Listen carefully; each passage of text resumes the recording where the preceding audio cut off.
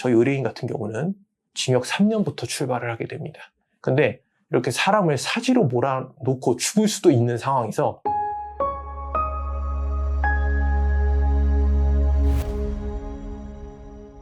안녕하세요. 범법인동감 한준혁 변호사입니다.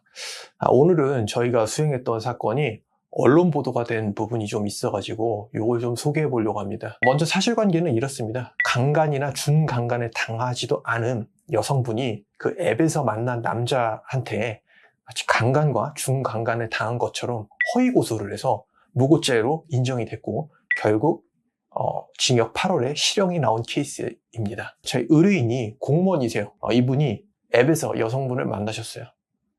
대화도 잘 통하고 실제로 만났는데 서로 호감을 갖고 갔다 보니까 호텔에 투숙해서 성관계까지 하셨습니다. 당연히 이 성관계는 합의하에 있었고 강제적인 거는 전혀 없었습니다. 그리고 또 성관계 이후에 같이 호텔에 나오셔서 같이 식사도 하고 쇼핑도 하고 뭐 이런 부분이 다 인정이 됐습니다.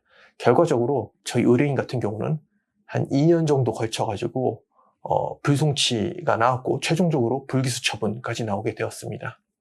근데 이 2년 동안 너무 고통을 많이 받으셨어요. 일단 공무원 같은 경우는 성범죄로 고소를 당하게 되면 직위해제를 당하게 됩니다. 직위해제를 당하게 되면은 급여 자체가 거의 절반으로 줄어든다고 보시면 됩니다. 그리고 뭐 이런 직장에서 나오는 여러 가지 소문, 구설 이런 걸로 해서 굉장히 고통을 많이 받으셨어요. 그래서 이분 같은 경우는 저희한테 이건 도저히 그냥 넘어갈 수가 없다. 무고죄로 고소를 하자라고 하셔서 이렇게 무고죄로 고소를 진행을 하게 되었습니다. 이렇게 무고죄를 진행할 때는 뭐 여러 가지 증거가 필요한데 이 증거는 성범죄에서 무혐의로 빠져나오는 과정에 사용됐던 증거를 그대로 사용하시면 됩니다. 저희는 이 고소장을 작성할 때 이 무고 가해자가 어떤 부분이 허위 사실인지 허위 고소한 내용을 조목조목 명시하고 거기에 관련 증거도 다 첨부하였습니다. 그러다 보니 고소장만 한 20페이지 정도 되는 방대한 내용이 들어갔고 증거까지 첨부하니까 총 고소장 양만 하더라도 거의 100페이지에 가까웠던 것 같아요. 그래서 수사를 저희가 참여를 하고 또 담당 경찰관도 이분에 대한 무고 혐의가 있다고 생각을 하셔서 검찰로 송치를 하였습니다. 근데 검찰에서는 아쉽게도 무고 혐의는 인정되지만 중한 처벌은 필요 없다고 생각을 하신 것 같아요. 그래서 벌금 500만 원으로 약식 기소를 하셨습니다. 저희는 너무 이해할 수가 없었습니다. 강간죄나 준강간죄가 인정이 됐을 경우에는 저희 의뢰인 같은 경우는 징역 3년부터 출발을 하게 됩니다. 근데 이렇게 사람을 사지로 몰아놓고 죽을 수도 있는 상황에서 벌금 500만 원 너무 가볍다고 생각을 했고 저희가 법원에 의견서를 제출을 했습니다. 이거는 약식 사안이 아니라 일반 형사 공판 절차로 다루어야 될 상황이고 실형이 반드시 필요하다라고 했고 재판부도 이거를 받아들여서 이거를 약식 명령이 아니라 일반 형사 공판 절차에 회부를 했습니다. 결과적으로 이분은 징역 8월이 나왔습니다. 이 판결문이 저희가 무고로 고소를 통해서 받은 판결문입니다. 보시면은 이렇게 그 피고인한테 징역 8개월에 처한다라고 나와 있죠.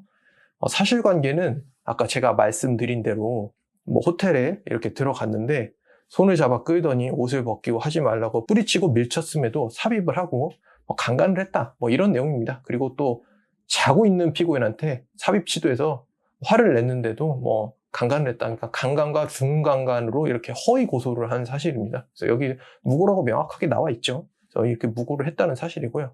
근데 불리한 정상을 좀 살펴보면은 가장 또 중요한 거는 피무고자가 직위해제됐다는 거, 공무원의 신분 상실할 위기 처했을 뿐만 아니라 그리고 형사처벌 받게 될 뻔했고 그리고 이 과정에서 경제적 손실이 일어났고 그런데도 불구하고 합의하지 않았다는 점을 실형 선고의 근거로 삼고 있습니다. 이렇게 보면은 무고로 고소하더라도 이렇게 피무고자, 피해자랑 합의하는 게 가장 중요하다는 점을 확인할 수 있네요. 근데 이 징역을 받는 과정에서도 저희가 민사소송을 제기했고 여기서도 3천만 원 이상 되는 돈을 배상금으로 받았습니다. 자, 여기서 여러 가지 교훈을 얻을 수가 있습니다. 자, 첫 번째는 이런 형사고소, 특히 성범죄로 고소할 때는 한 두세 군데 이상의 법무법인을 통해서 상담을 꼭 받으라고 말씀드리고 싶습니다. 저희가 특정 법무법인을 언급하는 것은 매우 부적절하지만 요새 네트워크 로펌이나 광고비를 많이 지출하는 로펌들이 있어요. 그중 한 곳에서 이 사건을 담당하셨는데 고소 자체가 굉장히 무리했습니다.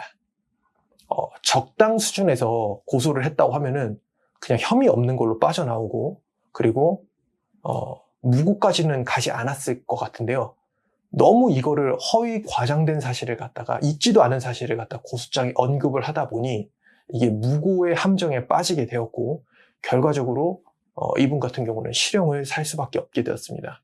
그리고 일단 고소가 진행이 돼서 혐의 없는 결정, 그러니까 불송치 결정을 받으시면 다시 한번 생각을 해보셔야 됩니다.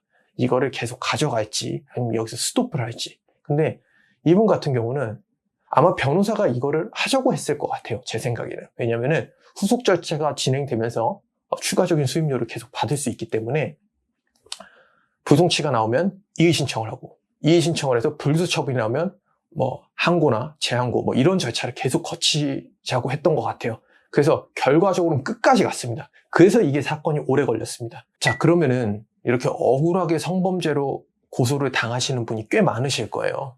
그러면은 가장 중요한 거는 일단은 우리가 입장을 정확하게 정리를 해야 됩니다.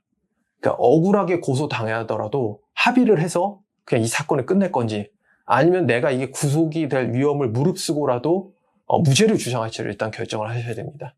이게 명확히 결정이 되면은 그 다음 절차를 진행하실 수 있습니다. 저희 의뢰인 같은 경우는 정말 억울하다고 판단하셨고, 저희가 생각했을 때도 이거는 무죄를 주장하는 게 맞다고 생각을 했어요. 그래서 일단 입장을, 저희는 무죄 주장을 한다는 입장을 갖다가 견지를 했고, 두 번째는 관련 증거를 면밀하게 수집하셔야 됩니다. 왜냐하면 성범죄 혐의를 받으면 일단 빠져나오는 게 우선입니다. 무고 고소는 그 나중입니다.